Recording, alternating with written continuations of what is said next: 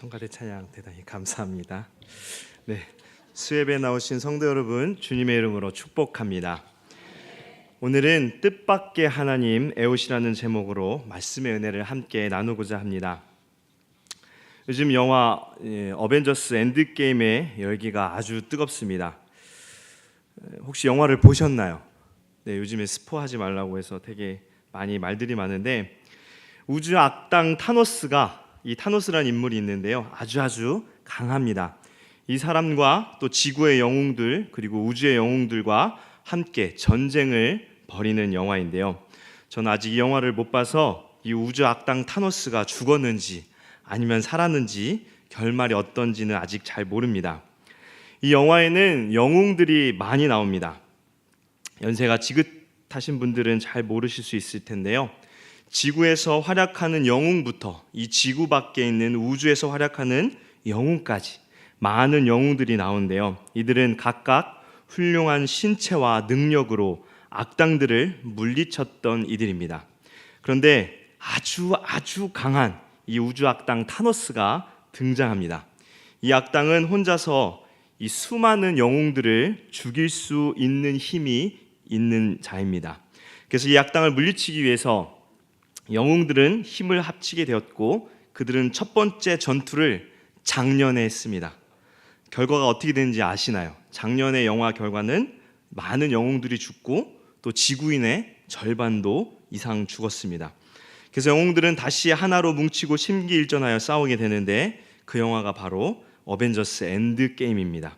제목이 엔드게임이라니까 아마 악당이 죽지 않을까 예상해 봅니다. 아무튼 우리는 참으로 히어로 영화, 영웅 영화를 참 좋아합니다.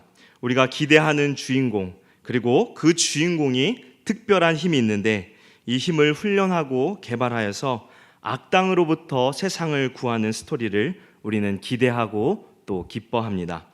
우리는 영웅들의 인간적인 부담감과 아픔에 공감을 하며 영웅들의 인간적인 면을 반가워하지만, 사실 영웅들의 힘에 열광하기에 이러한 히어로즈 영화를 좋아합니다.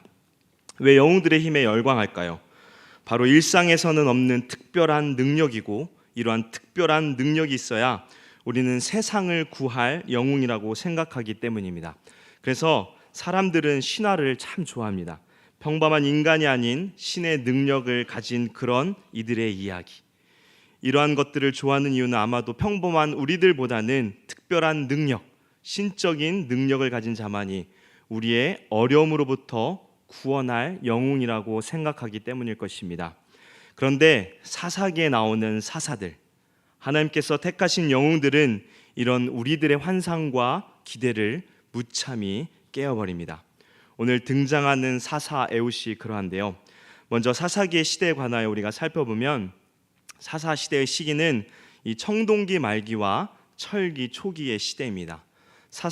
이 사사기에는 유명한 인물들이 참 많이 등장하는데요, 우리가 가장 잘 아는 슈퍼맨 같은 삼손, 또 기드온, 입다, 여선지 드보라, 또 오늘 보는 에웃 등 많은 인물들이 등장합니다. 사사 시대는 이스라엘 백성이 가나안에 입성하고 그들의 지도자 여호수아가 죽고 난 이후에 이스라엘 백성들의 역사 이야기입니다. 여기서 사사기를 읽는 사람이라면 반복되는 패턴을 발견하게 되는데요, 먼저 하나님의 백성이 이 하나님을 떠나고 하나님께서 적들로 하여금 그들을 치도록 하시면 그들은 하나님께 자비를 간구합니다. 그러면 하나님께서는 구원자를 보내시고 이스라엘이 화평을 누리도록 하는 이 패턴이 되풀이됩니다. 죄악된 이스라엘의 반복된 죄, 그런데 이들은 시간이 흘러갈수록, 이 사사기 후반으로 갈수록 더 심하게 죄를 짓고 결국 마지막 사사 때 여호와의 법궤를 빼앗기게 되는 비참한 상황으로 치닫게 됩니다. 이스라엘 백성들이 참으로 하나님을 열심히 쫓았으면 좋으련만 그들은 하나님보다는 세상의 마음을 빼앗겨 버렸습니다. 왜일까요? 하나님의 뜻에 맞추어 삶을 살고자 하면 그것은 우리들 사람의 마음에 맞을 수가 없기 때문입니다. 하나님의 뜻을 따라 살고자 하면 내가 원하는 바대로, 또 내가 원하는 시간 안에 기대하는 결과물들을 이룰 수 없을 것 같습니다.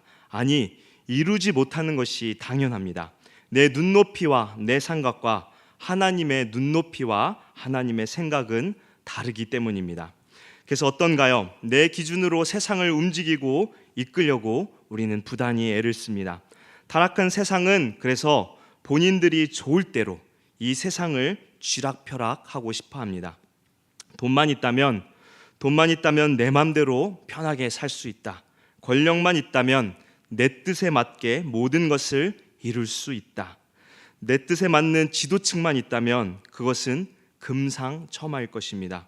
세상에서 어떠한 것도 다 해낼 수 있다. 그러나 우리 인간은 죄성을 가진 존재에 불과하며 하나님의 형상을 잃어가기를 소망하는 자들이기 때문에 결국 우리들의 뜻은 죄에 불과하고 악함밖에 없습니다. 그것이 바로 우리 인간의 모습이며 오늘 본문에서 마주하는 이스라엘 백성들의 모습입니다. 12절을 보시면요, 이스라엘 자손이 또 여호와의 목전에 악을 행하니라 라고 말씀합니다. 하나님의 방식, 하나님께서 원하시는 삶, 그것은 내가 원하는 것을 이룰 수 없기에 이스라엘 백성들은 아무렇지도 않게 하나님을 떠납니다. 이스라엘 백성들이 이번에만 하나님을 떠난 것일까요? 그렇지 않죠. 그들은 처음 사사로 세워진 온니엘이 활약하던 시대에도 여호와의 목전에서 악을 행하였습니다. 사사기 3장 7절인데요, 우리가 읽지 않았는데 사사기 3장 7절에 보면 이스라엘 자손이 여호와의 목전에 악을 행하여 자기들의 하나님 여호와를 잊어버리고 바알들과 아세라들을 섬긴지라 라고 말씀합니다.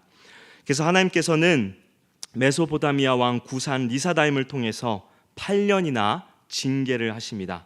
그리고 사사 온니엘을 통해 40년 동안 평화를 누렸지만 그들은 다시 자신들의 욕심을 쫓아 하나님을 버립니다. 그러나 하나님은 자기 백성을 결코 버리지 않으십니다. 자기 백성을 책임지십니다. 그렇게 하나님께서는 죄악된 이스라엘을 어떻게 하실까요? 공의로우신 하나님은 자기 백성들의 죄를 묵과하지 않으시고 반드시 징벌하십니다. 죄는 이렇게 하나님의 징계를 부릅니다. 징계를 하시는 이유는 무엇일까요? 회개하고 돌아오게 하며 믿음의 삶을 살도록 하기 위함입니다. 하나님께서는 모압 왕 에글론을 강성하게 하셔서 이스라엘을 대적하게 하셨다고 12절에 말씀합니다. 이스라엘의 대적으로 모압을 하나님께서 허락하셨는데요, 이 모압은 이스라엘 백성이 가나안 땅에서 내쫓아야 할 가나안 거민이 아닙니다. 하나님께서 이스라엘의 다음 세대들, 아직 전쟁을 알지 못하는 자들에게 그것을 알게 하시려고 가나안 민족들을 남겨주셨다고 3장 서두에 말하는데요, 그리고 그 남겨진 족속들은 3장 5절에 이렇게 말씀합니다. 3장 5절인데요, 이스라엘 자손은 가나안 족속과 헷 족속과 아모리 족속과 브리스 족속과 히위 족속과 여부스 족속 가운데 거주하면서라고 이 6족속이 이스라엘 백성들과 함께 거주하고 있다라고 말씀합니다. 이들은 이스라엘의 전쟁으로 반드시 내쫓아야 할 가나안 거민입니다. 모압은 전쟁해야 될 대상의 목록에 포함되지 않는 민족이죠. 심지어 모압은 무시해도 괜찮게 여겨졌던 나라였습니다. 모압은 아브라함의 조카 롯의 자손으로 이스라엘의 친척 나라라고 볼 수 있는데요, 하나님께서는 이스라엘이 광야 생활을 하던 시절 모압 땅을 취하는 것을 금하셨습니다. 이스라엘이 그들에게 쳐들어갔을 때 이스라엘의 자손의 연고로 번민하였다라고 말할 정도로 그들은 약한 나라였습니다. 이렇게 비웃던 모압이 강성해져서 이스라엘을 대적하게 된 것입니다. 12절 하반절에 보면 여호와께서 모압 왕 에글론을 강성하게 하사라고 말씀합니다. 위협조차 되지 못했던 모압이 이스라엘의 죄 때문에 강성하게 되었으며 상황을 이렇게 만들어 가신 이는 다름 아닌 여호와시라고 말씀하는 것입니다. 이 모압 왕 에글론은 심지어 13절에 암몬과 아말렉 자손들을 모아가지고 와서 이스라엘을 쳐서 종려나무 성읍을 점령했다라고 말씀합니다. 이스라엘 백성들은 단순히 전쟁에서 진 것뿐 아니라 종려나무 성읍까지 점령을 당했습니다. 이 종려나무 성읍은 다름 아닌 여리고 성입니다. 이스라엘 백성들에게 있어서 여리고 성은 가나안 침략에서 처음 얻은 상징적인 성입니다. 여리고 성을 어떻게 점령했는지 여러분 다들 아실 겁니다. 이 성은 이스라엘 백성들의 힘으로 얻은 것이 아니라 하나님의 기적으로 얻은 성이죠. 믿음으로 얻은 것입니다. 가나안 침략을 스타트하는 그러한 상징적인 여리고 성, 이 성은 또한 요단강 하류 계곡의 지배권이 있어서 아주 중요한 성읍이었습니다. 그런데 에글론이 이를 차지했다는 것은 이미 이스라엘 전체를 다 점령할 수 있는 상황에 놓여져 있다는 것을 말하고 있는 것입니다. 이전 시대인 온니엘이 사사로 활약하던 때에는 메소포타미아 왕 구산 리사다임이 8년 동안 통치했다라고 하는데, 모압 왕 에글론은 무려 18년 동안이나 섬기게 하였습니다.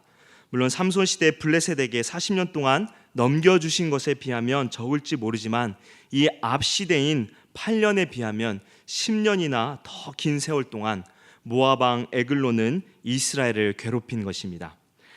고통 가운데 이스라엘 자손은 하나님께 부르짖습니다. 사사기에 반복된 패턴이라고 앞서 말씀드렸는데요. 문제 앞에 이스라엘 백성들은 자신들의 힘으로 이 어려움을 해결하기보다 여호와께 부르짖었다는 것을 우리는 주목해야 합니다. 모든 문제의 해결을 누구에게 있을까요? 바로 하나님에게 있습니다. 하나님을 찾아야만 합니다. 하나님께 부르짖었을 때 하나님께서는 그들을 위하여 한 구원자를 세우셨다라고 15절에 말씀합니다. 우리는 우리의 문제를 결코 해결할 수 없습니다. 사람의 방법으로는 결코 해결할 수 없는 것입니다. 그런데 세상은 사람들의 문제를 사람이 해결할 수 있다라고 말합니다.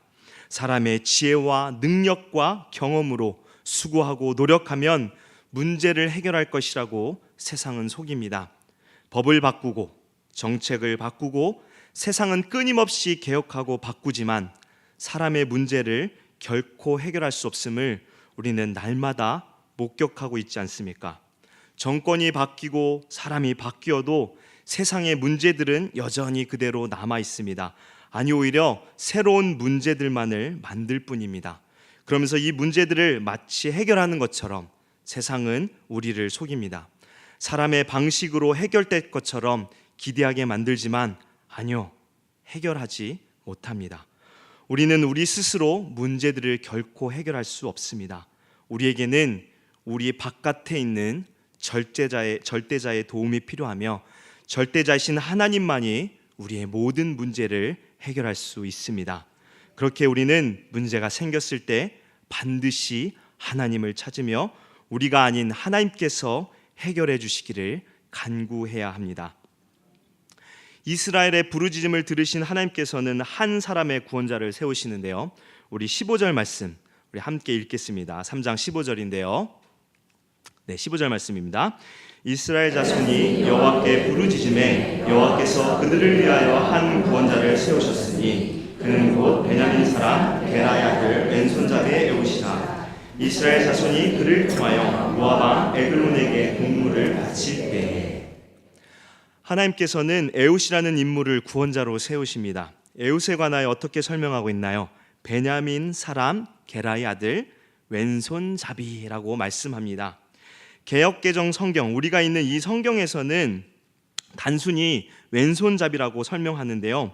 원문 히브리어를 보면은 이트레 야드 예미노라고 왼손잡이 옆에 해석되지 않은 히브리어가 기록되어 있습니다. 이 히브리어를 해석하면은 오른손이 닫힌, 제한된 이라는 뜻입니다.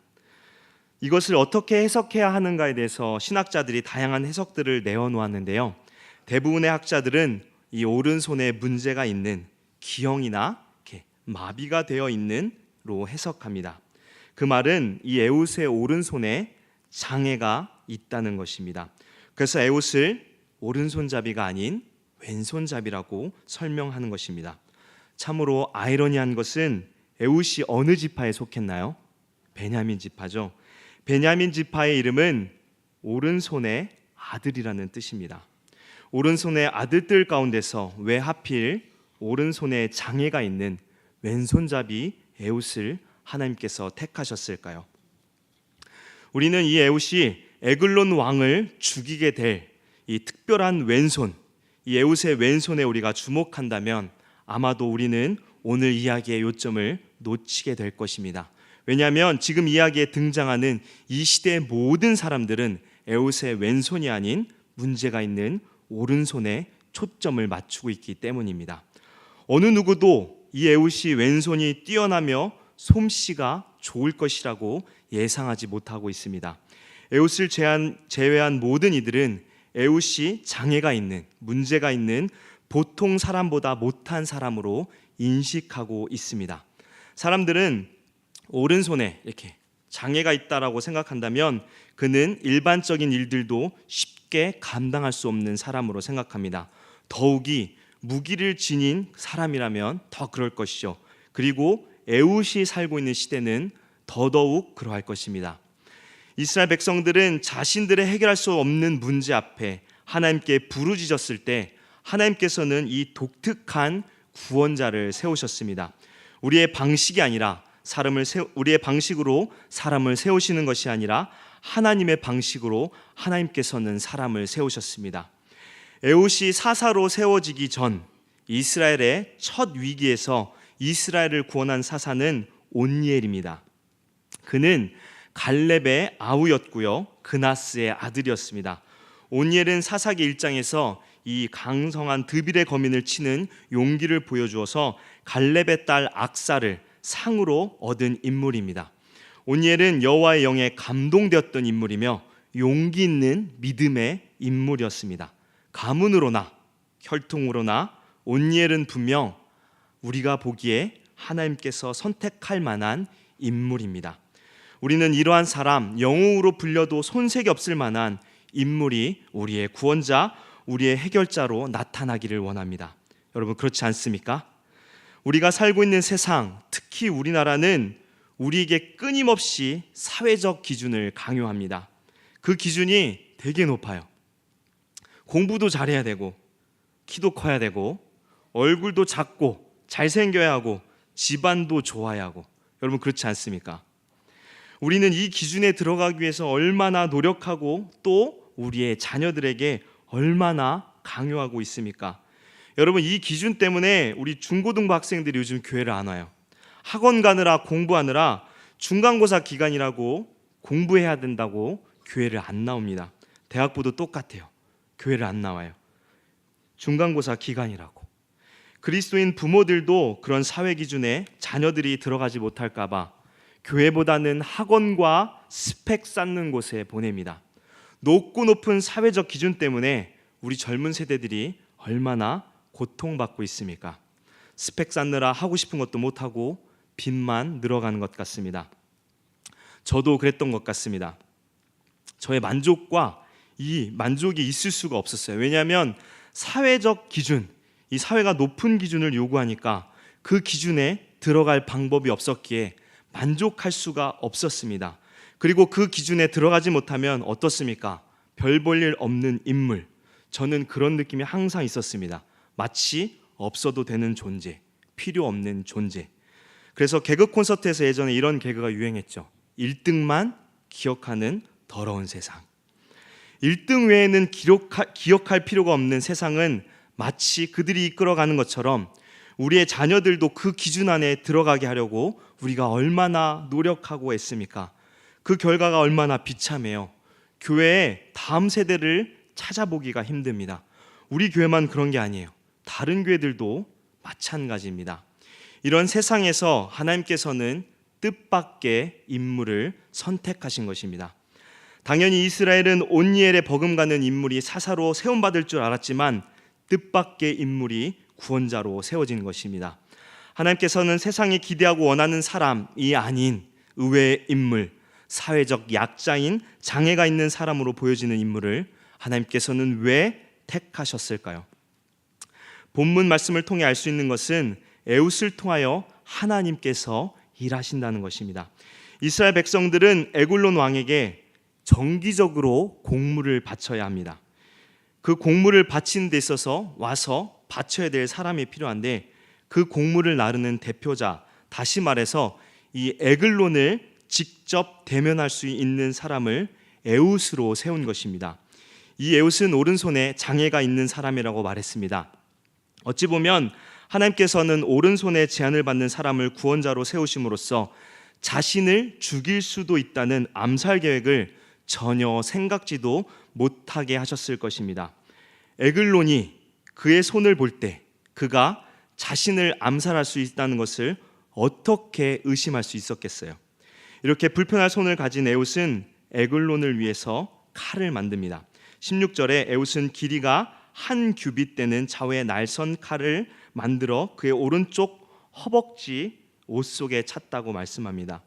약 45cm 정도 되는 좌우의 날선검을 사실은 왼손잡이기 때문에 왼쪽으로 내기가 편합니다만 오른쪽 허벅지에 숨겼다라고 말하는데요.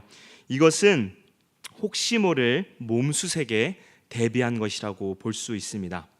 그리고 에웃은 당연히 자연스럽게 에글론에게 가서 공물을 바칩니다. 과연 어느 누가 여기서 에웃을 의심할 수 있겠습니까?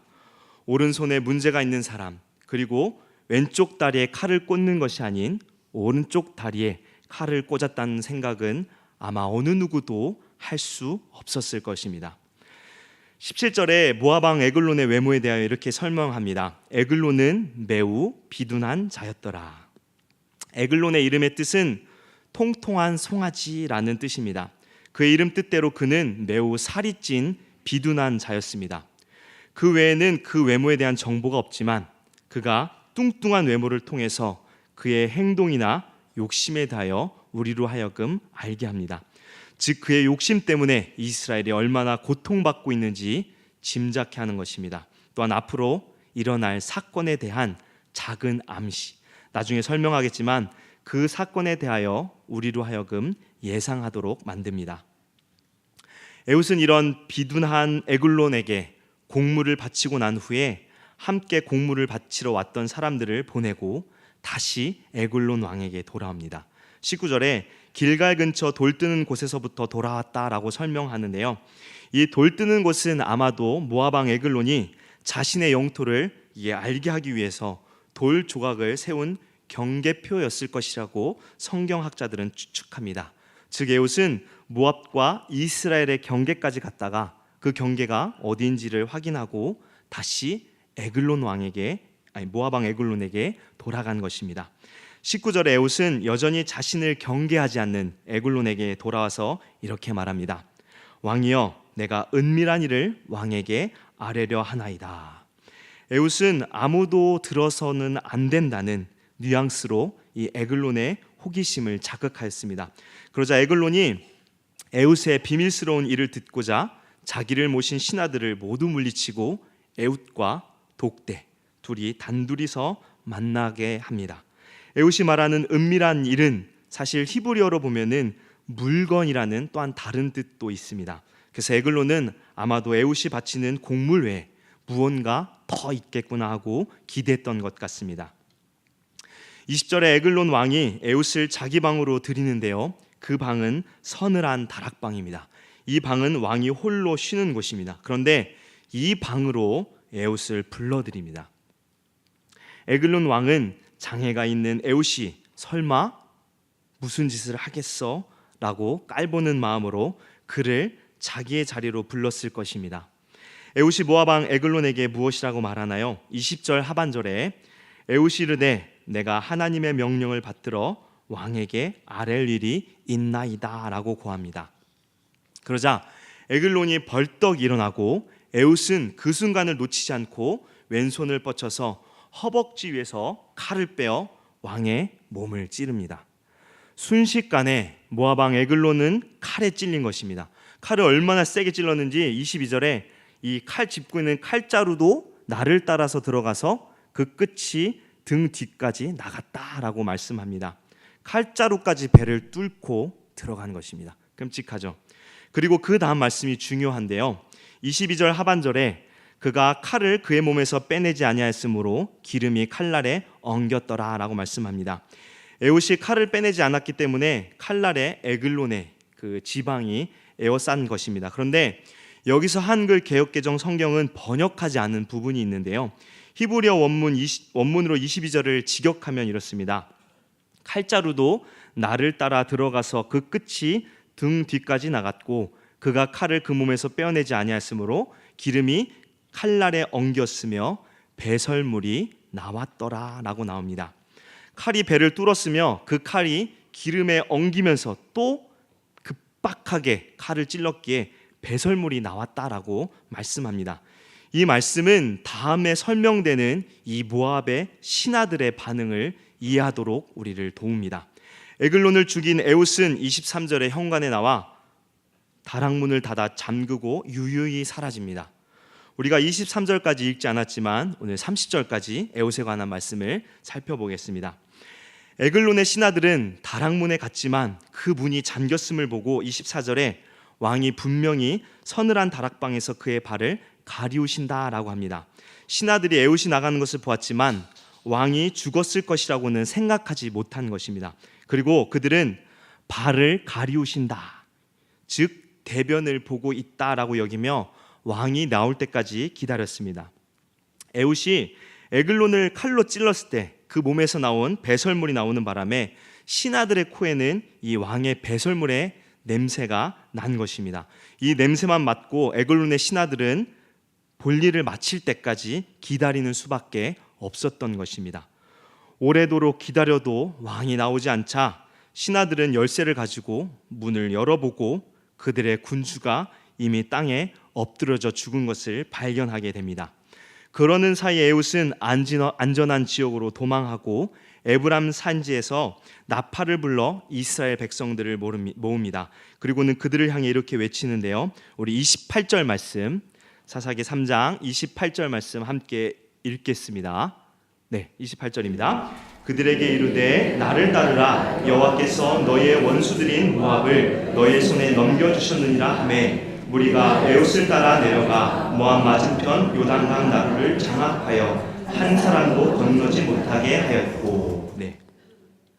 에웃은 하나님께서 함께 싸우시는 전쟁에 이스라엘 백성들이 참여할 것을 호소합니다.